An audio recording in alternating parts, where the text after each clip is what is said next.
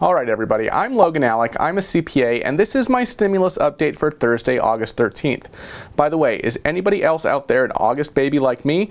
I had my birthday recently, vlogged about it. You can see the link at the top of the screen here to our family vlog if you'd like to see what my wife got me for my birthday. Hint, it is edible. So, big birthday favor, check out that vlog. Also, give this video right here a big old like down there, a big old thumbs up. Really helps me with the YouTube algorithm. All right, let's get to business. So, yesterday the president said that a stimulus deal is not going to happen on account of the Democrats. He said the bill's not going to happen because Democrats don't even want to talk about it because we can't give them the kind of ridiculous things that they want that have nothing to do with the, as he calls it, China virus. Now, does this mean that all stimulus hopes are dashed? No. Because remember, the president said repeatedly throughout July, it's going to happen. Stimulus checks, yeah, we're going to get it done. Yeah, stimulus is going to be huge, right?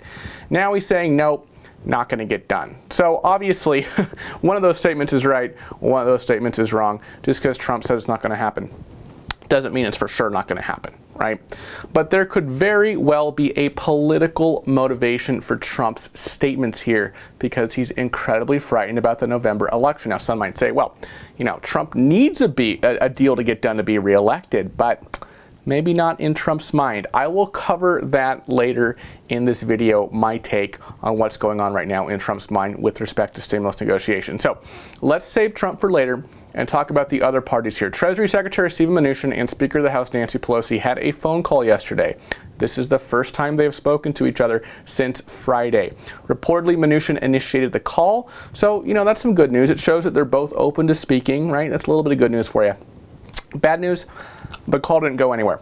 Nancy Pelosi said regarding the call, an overture was made by Mnuchin to meet, and he made clear that his televised comments from earlier today still stand. The White House is not budging from their position concerning the size and scope of a legislative package. Mnuchin said earlier today, Speaker Pelosi and I spoke by phone. Her statement is not an accurate reflection of our conversation. She made clear that she was unwilling to meet to continue negotiations unless we agreed in advance to her proposal, costing at least $2 trillion. The Democrats have no interest in negotiating. So basically, more of the same. Yes, they spoke, but neither the Republicans nor the Democrats' stance has changed. Both view the other side as completely wrong here, needing to say, I'm sorry, you're right, and to see it their way or the highway. All right, so that's the Mnuchin-Pelosi call yesterday. And frankly, I think it does speak to my point in my video yesterday that a second stimulus check in August is simply not very likely. The vast majority of members of Congress are home right now. Mark Meadows is out of town. Next week we have the Democratic convention. The following week the GOP convention. I just don't see, timing-wise, something like this happening in August. Hopefully when Congress comes back after Labor Day and they start talking about the appropriations bills that I've told you about, we will see some serious action with respect to stimulus. Nothing's guaranteed, but I think that's the best we could hope for right now. Now, let's talk Trump. This is speculation, but based on comments that the president made yesterday, I'm a little bit concerned about where his head is at right now with another stimulus bill based on the fact that the Democrats wanted $25 billion for the post office in their HEROES Act. Remember, I told you that the Postmaster General, Louis DeJoy, was involved in one of the stimulus talks and how I was a little confused by that. Because we're talking about at least a $1 trillion piece of legislation here, right? But then you bring the Postmaster General in when the line item for the post office funding is at most $25 billion. That's a very small piece of the pie compared to the at least $1 trillion that they were talking about in the stimulus negotiations. Well, we might have some insights into that at this point. Listen to this segment of Trump's press conference yesterday. They turned down this bill because they want radical left agenda items that nobody in their right mind would approve. So they want $25 billion for the post office. They want $3.5 billion for universal mailing, $3.5 billion. And the bill's not going to happen because they don't even want to talk about it, because we can't give them the kind of ridiculous things that they want that have nothing to do with the China virus. It has nothing at all to do with China virus, much of what they're asking for. So therefore, they don't have the money to do the universal mail-in voting. So therefore, they can't do it, I guess, right? Are they going to do it even though they don't have the money? They're asking for the $3.5 billion. They're asking for $25 billion for the post office so they can do this, I guess, and other things. At 25, I would hope it would be a lot of other things too. But therefore, they don't have it. They don't have the money to do the universal mail-in votes. It'll be the greatest rigged election in history. It'll be the greatest fraud ever perpetrated, other than perhaps what they did to my campaign, where they spied on my campaign. So President Trump said that a bill's not going to happen because Democrats have so much garbage in it, not related to COVID-19. And what does he focus on? What does he pinpoint here?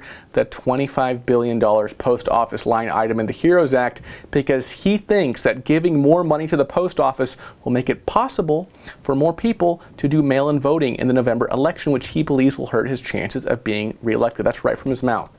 Trump sees himself as a savior here, having affected various stimulus-related measures with his executive actions, and is hesitant to strike a deal with Democrats, knowing that they will likely insist on more post office funding, which he's obviously scared to death of. Though I will point out that there were reports that Democrats did get negotiated down to $10 billion from $25 billion for that post office funding in the negotiations, but it looks like Trump doesn't want to give any more money to the post office because he's scared of mail-in voting. And Larry Kudlow, our good friend Larry, listen to this just this morning from White House Economic Advisor Larry Kudlow. President Trump has acted forcefully because we couldn't reach a deal with the Democrats. They're asking too much money, $3.5 trillion. We've already spent over $3 trillion. So much of the Democratic asks are really liberal left wish lists. We don't want to have voting rights and aid to aliens and so forth. That's not our game. Yes, folks. According to White House Economic Advisor Larry Kudlow, voting rights belong on a liberal left wish list. He did not say vote by mail belongs on a liberal left wish list. He said voting rights.